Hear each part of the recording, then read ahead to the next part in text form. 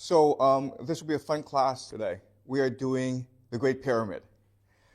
Okay, so the Great Pyramid was built about 2500 BCE. That's 4,500 years ago, by a pharaoh named Khufu. And it was one of the seven great wonders of the ancient world. It's the only one that's still standing. From 2500 until 1400 CE, which is about 4,000 years, it was the tallest man-made building in the world.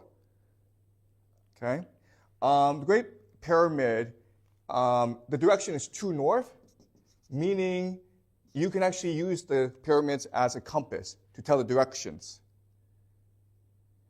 Let's look at the architecture of the Great Pyramid. So the center is something called the King's Chamber.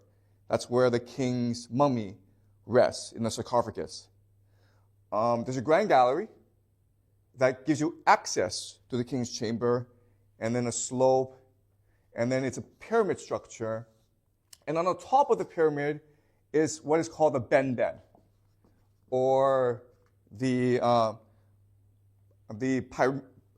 pyramidion, okay, the pyramidion, okay, and it is extremely significant culturally and religiously in Egypt, because in Egyptian mythology, the religion, the creator god Atum, he's known as Atum, he's also known as Ra, the sun god, first came into existence on the benben.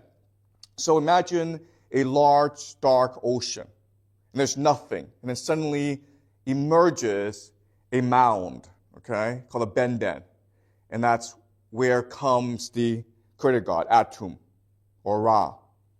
Okay, that's one legend. The other legend is from the dark ocean of space comes down a benben, and on top of it rests Atum, okay? So this idea of the primordial, the benben, it is central to the idea of creation in Egyptian mythology. So this is an extremely powerful and beautiful monument to Egyptian culture. Architecturally, Napoleon, who visited the Great Pyramid, he calculated that if you took all the stones from the Great Pyramid, you could actually build a wall around the perimeter of France. There's more material in the Great Pyramid except for two structures. The first structure is the Great Wall of China. There's more stone in the Great Wall of China, okay? And there's more stone, there's more material in the Three Gorges Dam, also in China. Okay? And it took them about 26 years to build this pyramid. So today, in today's class, I'm going to look at three questions. The first question is, how did they build this? Because it's still with us today. You can actually go to Egypt and visit the Great Pyramid. Second question is, why did they build this? What was the purpose? And the third question is, why did they stop building the pyramids? Okay, so those are the three questions we're looking at today. How was it built? Why was it built? And why did the Egyptians stop building the pyramids? So, how it was built is an extremely controversial question that has plagued historians and Egyptologists and archaeologists for hundreds of years, okay? And originally, a Greek historian by the name of Herodotus proposed the idea the pyramid was built in steps, okay? So it was first a step pyramid, and then using pulleys, they pulled the stones up, okay? And it was the accepted idea for the longest time because there was no better idea. But architecturally, that has been disproven, okay? It can't work that way. Then, about 10 years ago, there was a French architect named Jean-Pierre Houdin, okay? H-O-U-D-I-N, Houdin. And he's an architect. He's never been to Egypt, doesn't speak Arabic, never studied Egypt. But his father and him were very interested in how the Great Pyramid was constructed. So he came up with this theory. And they've run computer simulations and discovered this to be true. And there's also a lot of physical evidence to suggest this theory is true. Okay, so this is how they built the Great Pyramid. What they did was they first constructed an external ramp in order to build the base. Okay, so you now have the base. And then from the base, what they did was they built two structures, okay? And this is what they call counterweights, okay? So these counterweights are like pulleys, which allows them to pull the stones up up high, okay? And then surrounding these two structures is what they call a eternal spiral ramp, okay? To carry the stones up. And so what they did was they basically built the pyramids from the inside out. And then once they built the structure, they covered it up with limestone so that it reflects in the sun. Okay? If you actually were living back then and you saw the pyramids from a distance, you would think it was the star that has come down on the planet Earth. Okay? So that's how they built the pyramid. But then this raises another interesting question is, how they come up with this plan, and how were they able to do this without blueprints and without basically writing or modern engineering techniques? And the answer is, if you think about it, what they did was they built a model right beside the pyramid, which allowed them to figure out how to build the larger pyramid, okay? But Egyptologists still believe this was not possible because they believe that Egyptians didn't have the intellectual capacity to imagine this to be true, okay? And I'll show you later on that they actually did, that we underestimate their imagination and their intellectual capacity, right? So that answers the first question pretty easily. How is it built? A more controversial question is, why was it built? And for the longest time, the accepted theory is this was a tomb. Okay, a tomb. The reason why is Egyptians believed in the afterlife.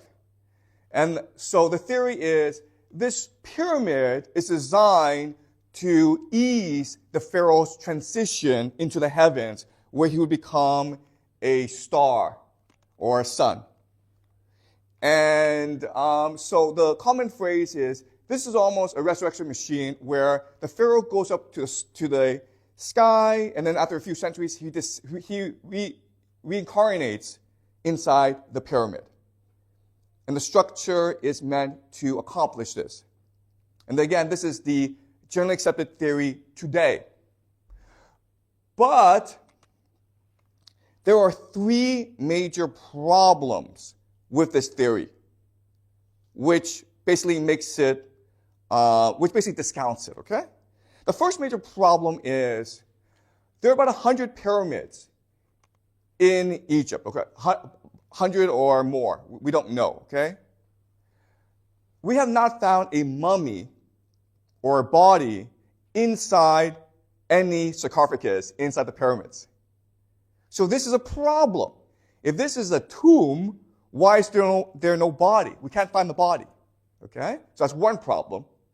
Second problem is this.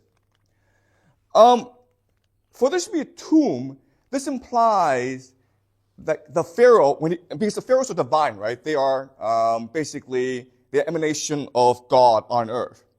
This means that when they come to the planet Earth and they become the pharaoh, their priority is to build their own tomb, right? Does that make any sense?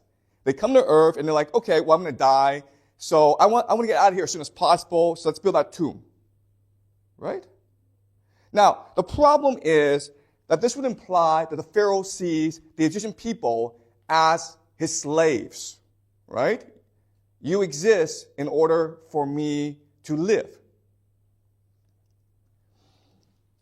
And so,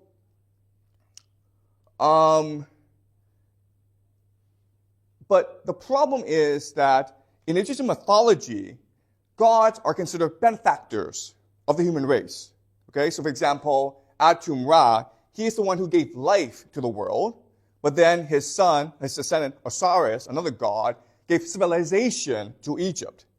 And then Horus, the son of Osiris, gave the institution of kingship to Egypt. Okay, so these gods come to earth in order to help the human race develop in some capacity. So it doesn't make any sense that the pharaoh's primary purpose when he's on earth is to create a tomb, because that's a very selfish reason. Okay? Does that make sense? And the third problem with this is just pure logic. If you're a pharaoh and your primary concern is the afterlife, resurrecting yourself, and the pyramid is a primary means of accomplishing this, and it takes about 26 years or 30 years to build a pyramid, how can you be sure that you won't die before the pyramid is built? Right? That's a problem. Okay? So these are three logical problems. But again, each Egyptologist insists that it is a tomb, okay? Primarily because of the way that Egyptians understand the afterlife. Okay? So here's some evidence to suggest it is a tomb. This is considered a writing of a pharaoh to his son about what the pyramid represents. So this is what he says.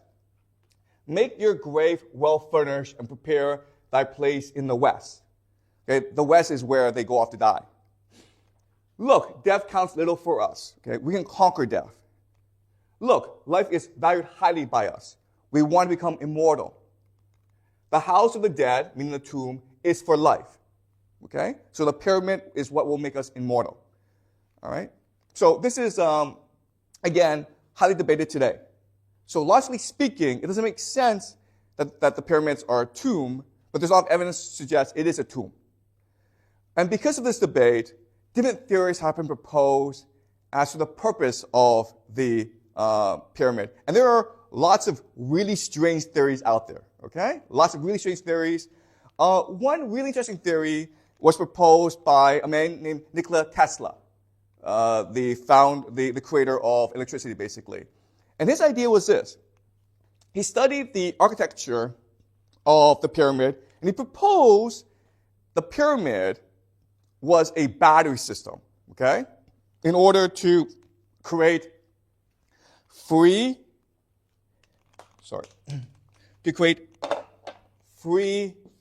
clean energy. And the theory is this, okay?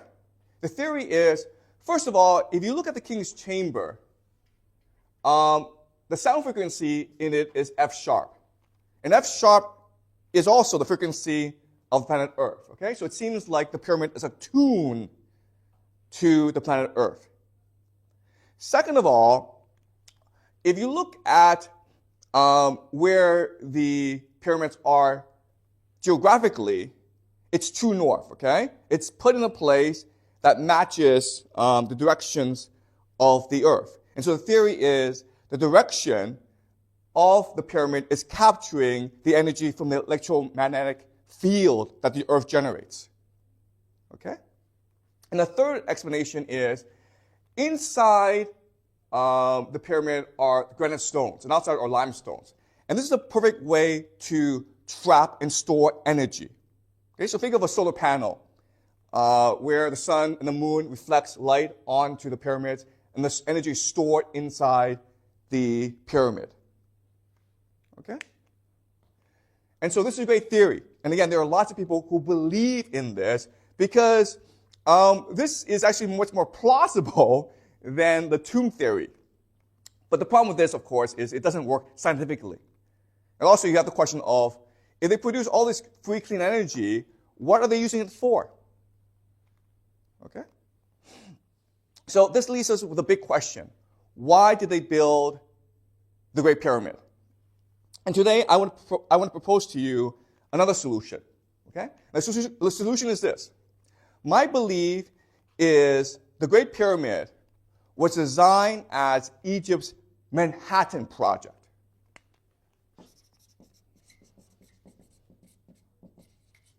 Okay? The Manhattan Project, as you know, was a World War II project in order to build the nuclear bomb.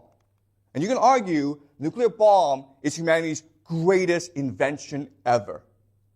It took about 130,000 people over 5 to 6 years working in the United States, in Canada, in UK. And these are the best scientists in the world at this time, okay?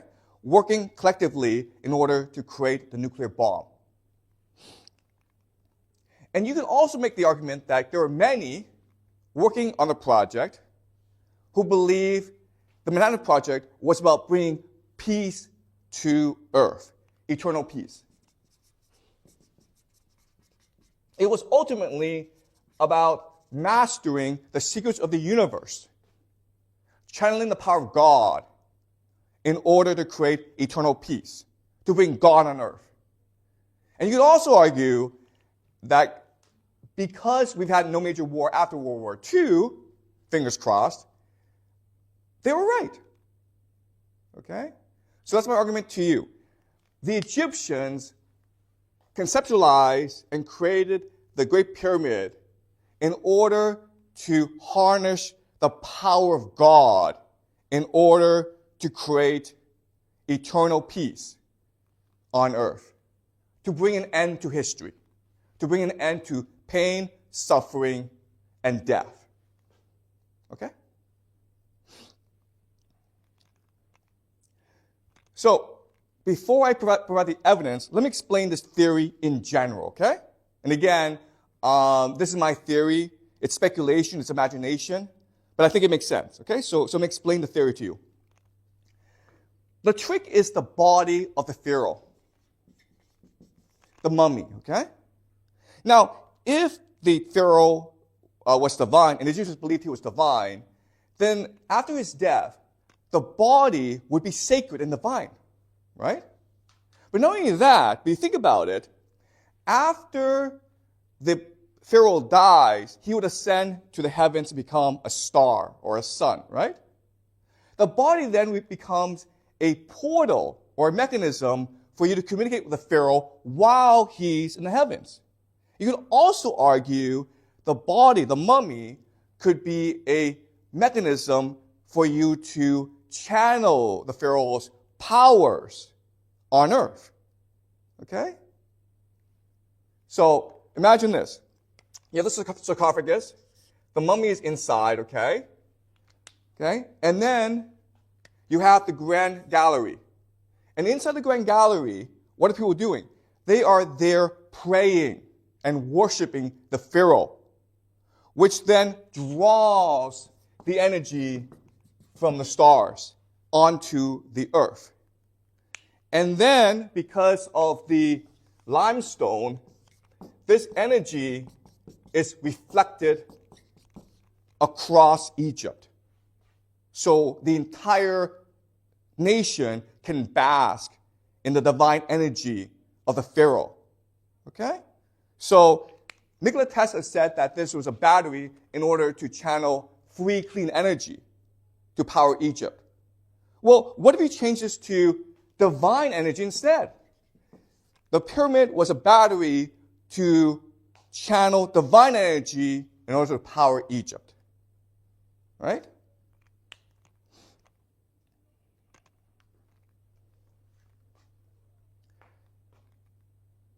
Now let me discuss, if you are a worshiper in the Grand Gallery, what are you experiencing?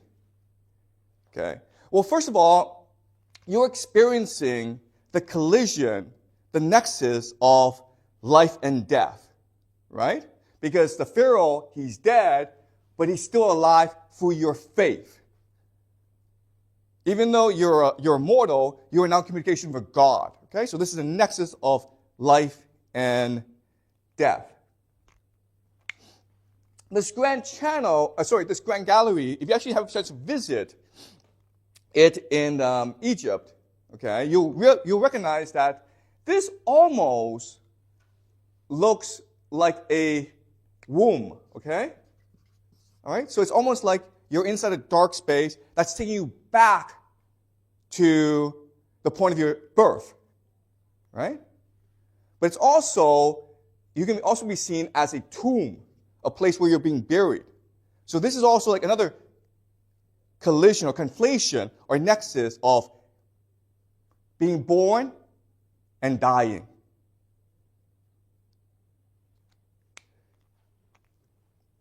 If you were outside and you just saw the pyramid, again, you would think of it as a star that has landed on Earth, right?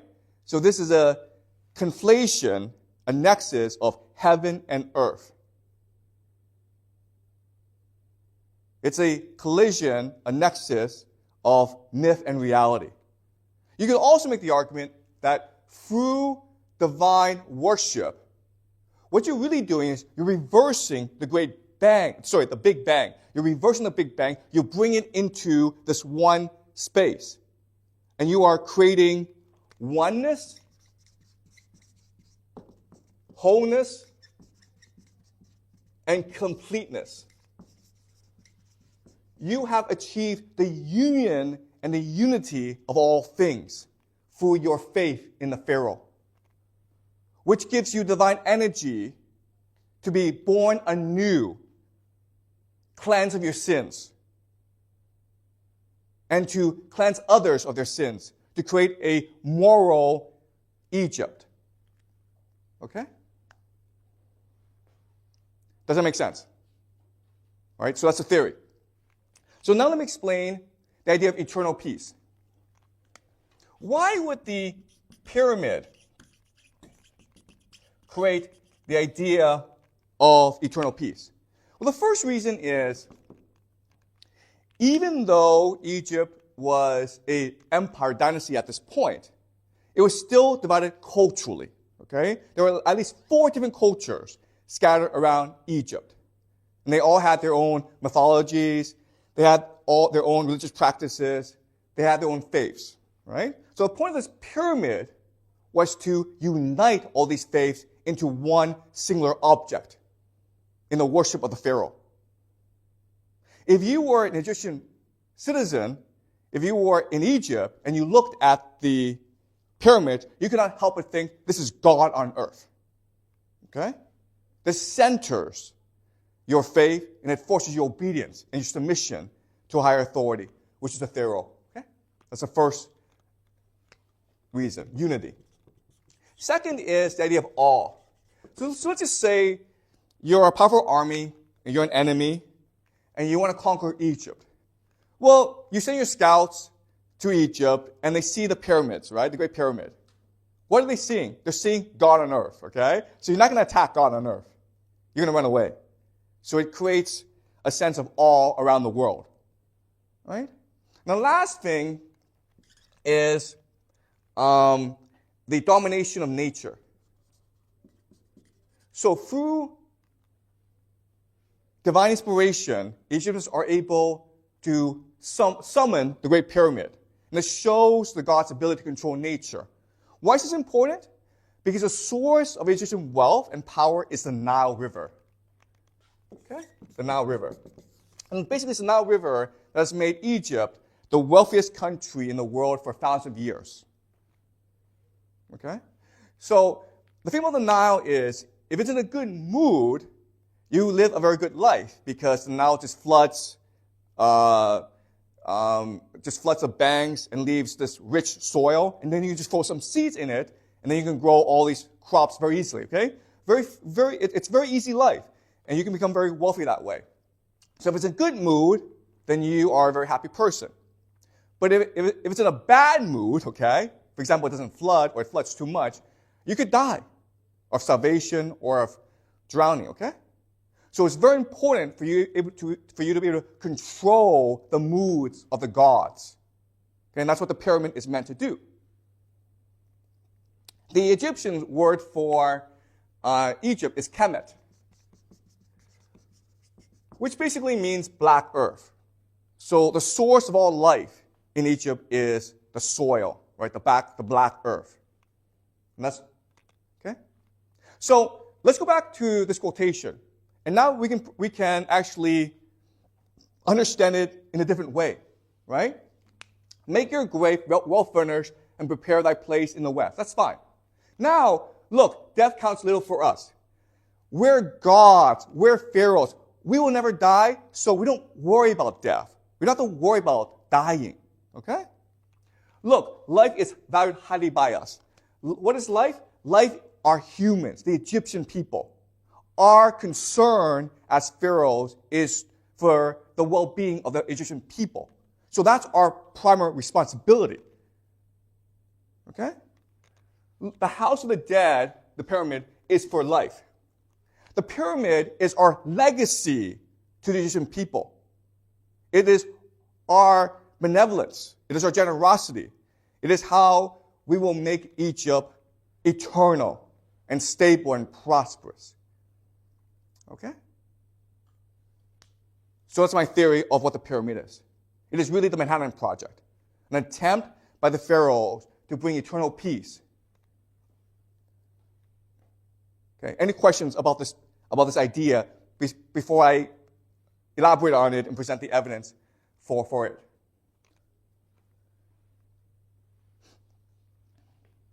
Any questions about this? You guys don't find this controversial? What, are you confused by anything? Do you want to challenge me before I present the evidence?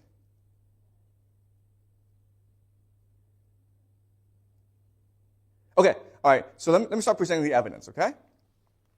So the first piece of evidence is, again, Egyptian mythology.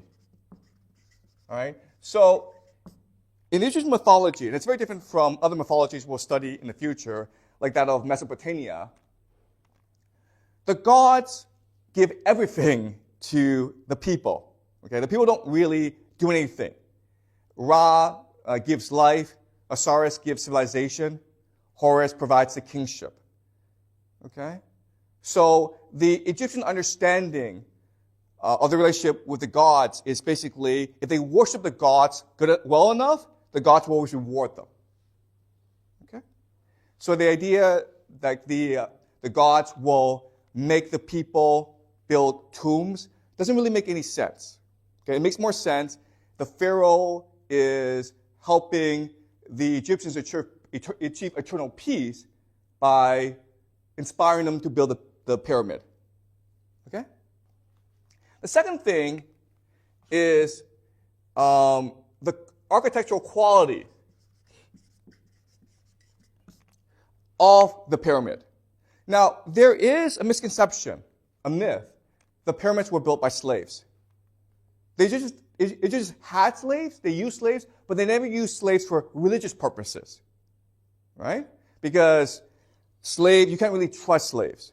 So it was tens of thousands of laborers who built the pyramid together. And it's a complete mystery to people how they're able to achieve such a miraculous building. Okay? And so the answer is this. Let's think for the past 1,000 years. The most impressive buildings in the world are usually churches, temples, mosques, right? So that just demonstrates the power of religious devotion in the act of creation. So if the Egyptians saw the pyramids as the ultimate temple, as bringing God on earth, you can imagine every one of them would work very hard in order to do their best. Does that make sense? Okay? The third is the idea of the cult of the skull. So around this time and throughout the world, people practice ancestor worship. So the way they did that usually is maybe they have a ancestor who was well regarded. Okay? They would keep his skull around. They would decorate it with clay and ochre. And they would use this skull as maybe a portal into the outer world, into the spirit world, in order to draw inspiration, to draw good luck from this. Okay? So the idea that they would use the pharaoh's body as a portal into the heavens is would be a very common idea at that time. All right? And then you have cave paintings. So remember way early in the semester, we looked at Ice Age cave paintings. So these paintings inside caves. And we discussed these paintings were a means of religious worship, of bringing the spirit world into our world, connecting the two, okay, in order to celebrate life and hunting. Okay? Then you have a place like Göbekli Tepe, which is considered one of the earliest temples. Okay, remember it is a religious monument on top of a hill, okay, which would be also another way for you to connect our world with the heavens, and for your worship, draw divine energy from the heavens. Okay? So this, in other words, there's a pattern of humans trying to connect the spirit world with our world through religious worship. And the pyramid represents the ultimate temple. Okay? Does that make sense? So the pyramid is a continuation of this sort of religious devotion and worship and religious practice. Okay? All right. Okay. Any questions before I move on?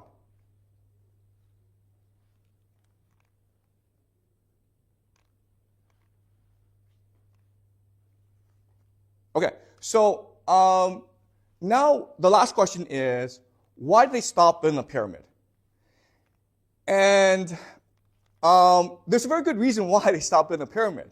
Because remember, this pyramid was about creating eternal peace, pleasing the gods, unifying the world, right? That's a theory.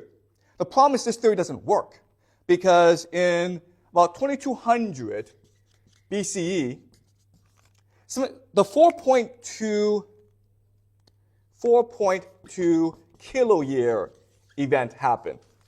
Okay? Think of this as a mini ice age, where for about 100 years, there's a drought in Egypt.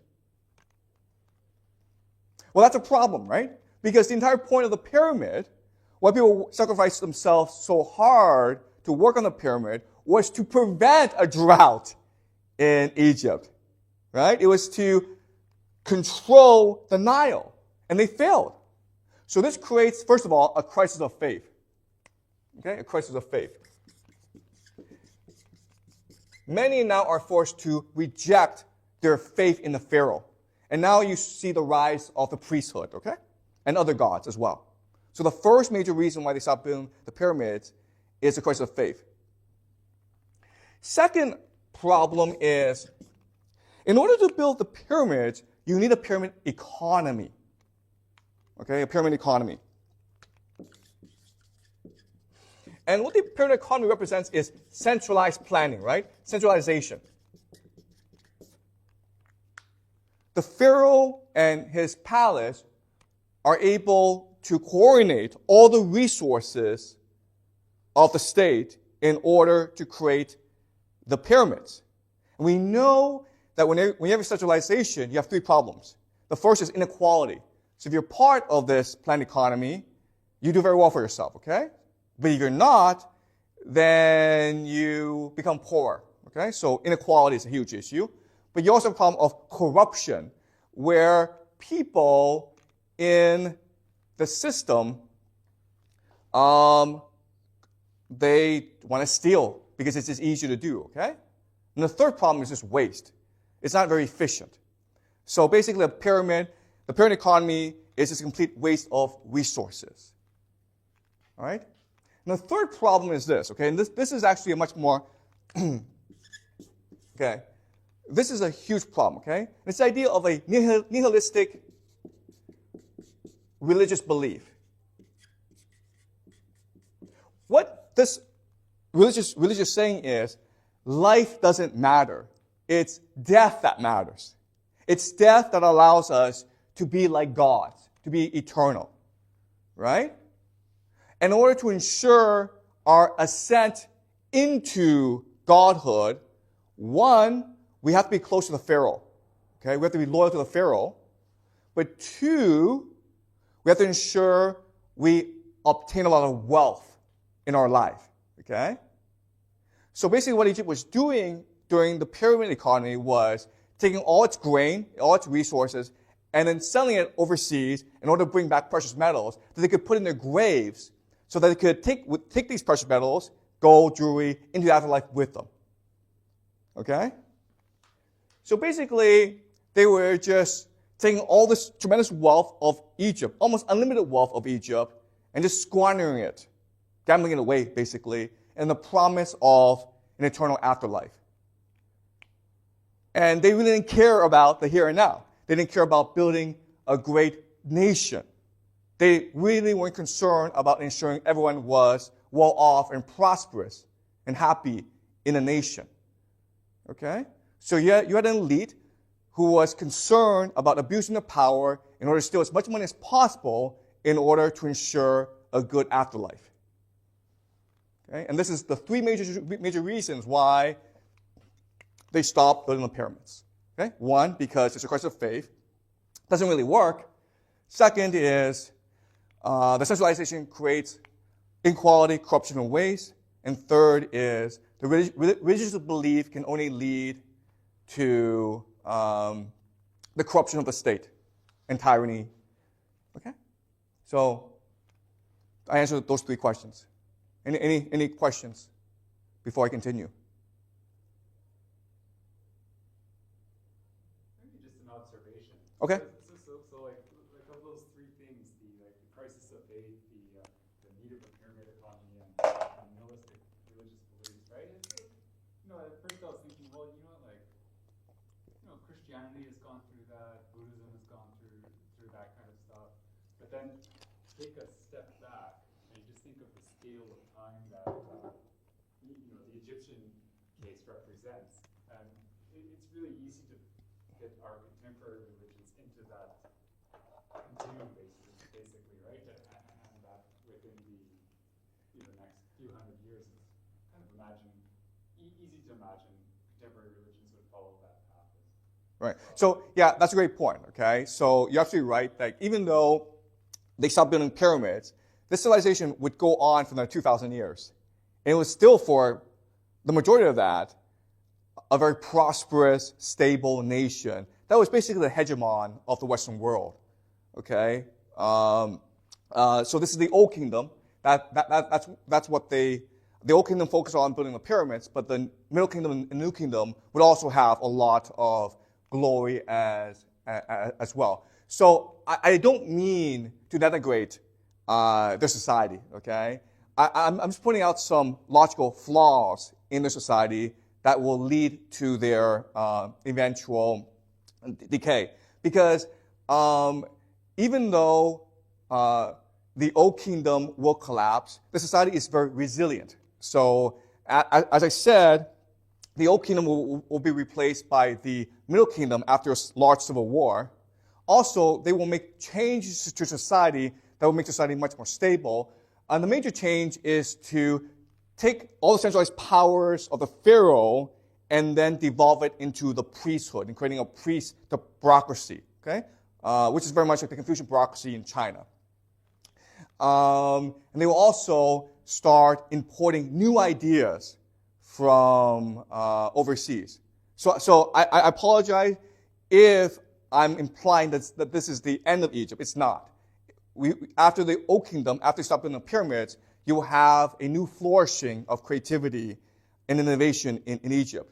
But they stop perceiving the pyramids as the end all be all. Whereas, and the point I'm trying to make is, during the Old Kingdom, they did perceive the pyramid as the Manhattan Project, okay? They really thought, if we build this thing, then there will be eternal peace. And you could also make the argument the Israelites in the Bible make fun of them because there's the Tower of Babel story, right? The Tower of Babel story where the humans are arrogantly trying to build a tower up to heaven to be with God, right? And you can argue that's what the pyramid is. And God laughs at them and mocks them, and they never succeed. And then God punishes them by making them speak different languages, okay? Right? I have another question. Sure. Sorry, it might be really hard to answer. So say if we get to around the Common Era, like 2,000 years ago, do we know what the Egyptians told themselves about the pyramids at that point? If the original motivations have been gone or lost, did they have a different story? Okay, so this is a great question, okay? What do the Egyptians remember about the Great Pyramid? So Herodotus was running about 400 BCE, okay? And this is about 2,000 years after the Great Pyramid. And Herodotus travels around Egypt, and he's basically a historian, he's a journalist. He wants to know how they built the Great Pyramid. And what he discovers is the Egyptians don't know. Not only do they not know, but they don't even know how to rebuild one. Okay, if you ask the Egyptians in 400 BC, can you build a pyramid? They've lost that expertise. Okay, and so let me elaborate on this. When I talk about the pyramid economy, I'm talking about three things. I'm talking about specialization, right? Just massive specialization, including how to carve granite, how to move granite, how to do measurements, okay? You have specialization going on. Then you have something called institutionalization, which is basically creating the memory of this knowledge. And you do that by passing this knowledge to your sons and your grandsons, and to maybe in a guild or workshop, okay? And then you also have systemization, which is to say you have to bring all these pieces together, okay? So the pyramid economy was extremely complex because you need all three things to happen at the same time: specialization, institutionalization, and systemization. You could also argue the man who created the system, the pyramid economy, his name is Imhotep. Okay? And he's revered in Egypt as a divine figure. Okay? He was basically grand vizier to the pharaoh. And he was royalty, but he was a man. But he was able to contribute so much to Egypt that they deified him, basically. Okay? And you can argue like his major contribution was in creating this pyramid economy that are all three elements: specialization, institutionalization, and systemization. Okay? Because it's actually very hard to put the pieces together. You need a writing system, you need a financial system, you need a lot of elements, okay? I'm making this sound a lot easier than it really is, okay? So that's the first thing. Very complex. Second thing is, remember, for the Egyptians and for the pharaoh, the pyramids represented God on earth, right? So there has to be mystery and secrecy around the building of the pyramid, right? So as I said, what makes the most sense is for them to build these models around the pyramid so that these working teams would know where to go at what time, okay? But after they built the pyramids, it would make sense for them to destroy all records in order to maintain a sense of divinity and inspiration, right?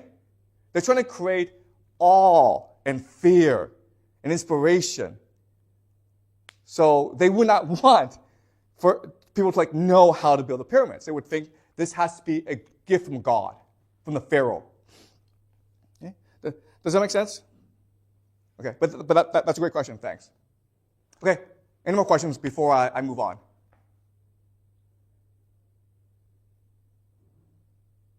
If the bodies of the pharaoh wasn't in the pyramid, Okay, that's a great question. Where was the mummy of the pharaoh? Okay, so in this theory, you have to understand what matters is not the pyramid. What matters is the body, the pharaoh, right? Because it's the pharaoh's body that's sacred and divine. So if it's sacred and divine, then you need a priesthood, a cult of the pharaoh to secure and take care of the body. Okay? Does that make sense? So in other words, there had to be a team taking care of the pharaoh's body, the mummy. And that to ensure, first and foremost, its safety, okay? So the Great Pyramid was part of a complex called the Giza complex. So there are actually two other pyramids. And then around the pyramids are these tombs of people who worked for the pharaoh, but who were not divine, okay? And you can make the argument, what they're trying to do is create a constellation, right? Because when you look at the sky, stars don't travel by themselves, they travel in constellations. So it makes sense for the sun and the grandson to be buried alongside Khufu, but as lesser deities, as lesser pyramids, to show the Egyptian people the harmony, balance, and order of the system. Okay? And what's great about the system is it ensures loyalty of people working for the pharaoh, because if you're loyal, you're granted a tomb around the pharaoh, which guarantees your ascension into the eternal afterlife. So you can be eternally with the pharaoh, okay? So this is a system of morality, basically. All right? So this is fine because there's lots of protections for the pharaoh, right? He's surrounded by many different systems. But when the system was breaking down, it was clear that Egypt was breaking into civil war, then the cult of the pharaoh had a responsibility to take the body and place it somewhere that no one could find it. Right? Because again, what matters in this system is not the pyramid, what matters is the body. The body is what gives the pyramids energy and power. So they have to protect that body at all costs. So the reason why we can't find the body is they made sure we could not find the body, right? Because the body is the mechanism, the portal by which the pharaoh will resurrect himself. If we have that, then we control the pharaoh. We control God. Okay? Does that make sense? So they must have a secret caves or places where they put these bodies, and the purpose is to ensure they can never be found. Okay, so great question. Thank you. Any more questions before I finish the class?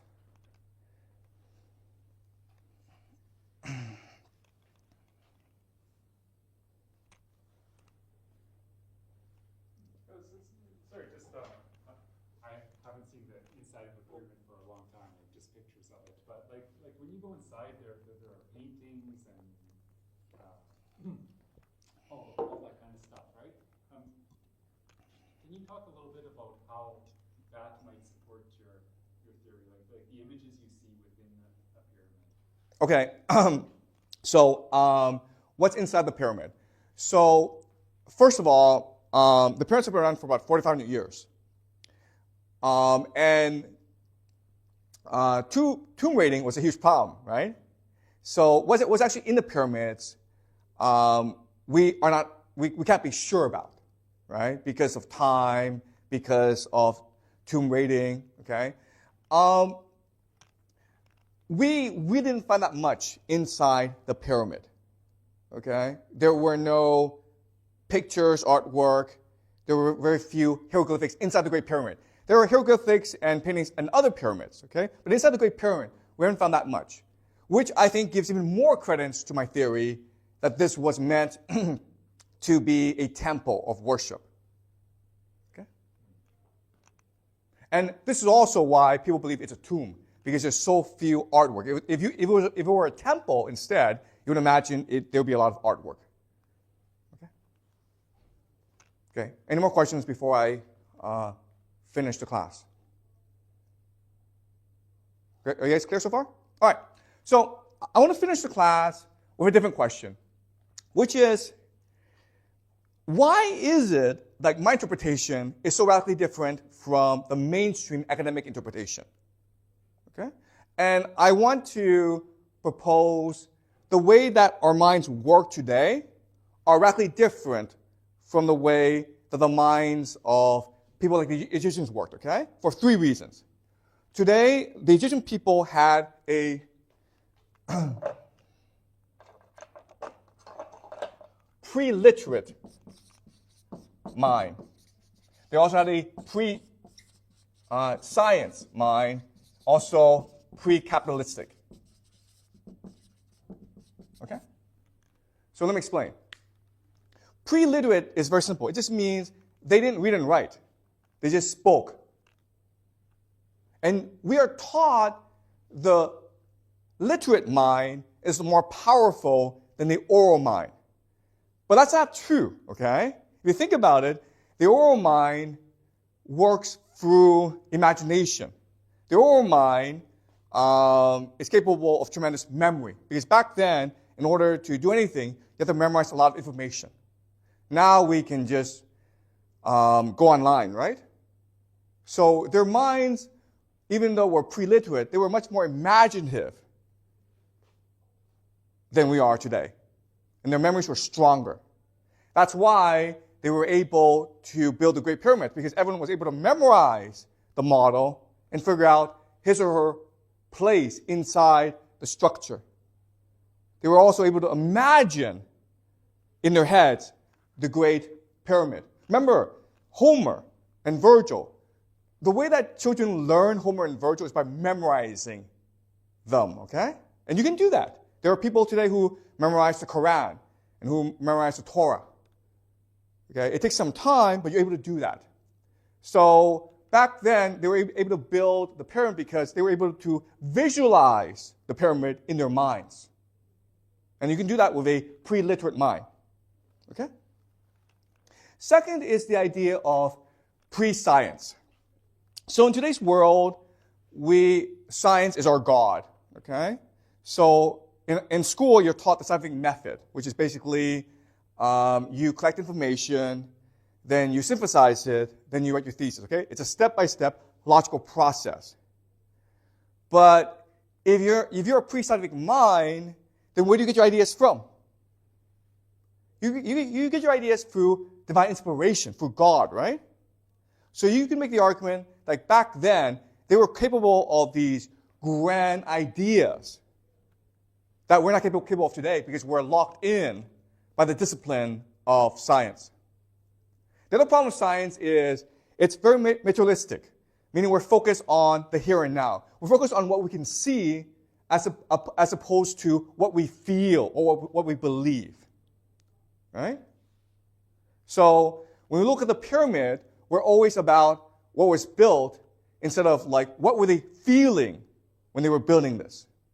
And that's a huge difference. And the third difference is pre-capitalistic.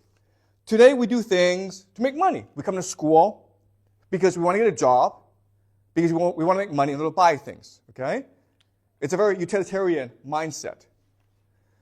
But for most of human history, most civilizations were not capitalistic. They were religious. They were focused on community. They were focused on what they could contribute to the betterment of the people around them. They were concerned about their relationship with God. They were concerned about how to create peace in the world. They're asking big questions like what is good and what is evil? What is justice? What is fairness? What is justice? And so they were much more focused on building a pyramid as a way to build community and peace and eternity on earth. Okay? So in other words, what's interesting is, even though we are much more technologically advanced, we're much wealthier than the Egyptians, we don't have the imagination, we don't have the will to build something like the Great Pyramid again. Okay? And that's why I think, even today, the Great Pyramid captures the imagination of so many people around the world, because it's really beyond our own imagination. It really shows the limitations of our own imagination. All right? Okay, that's it. Any questions?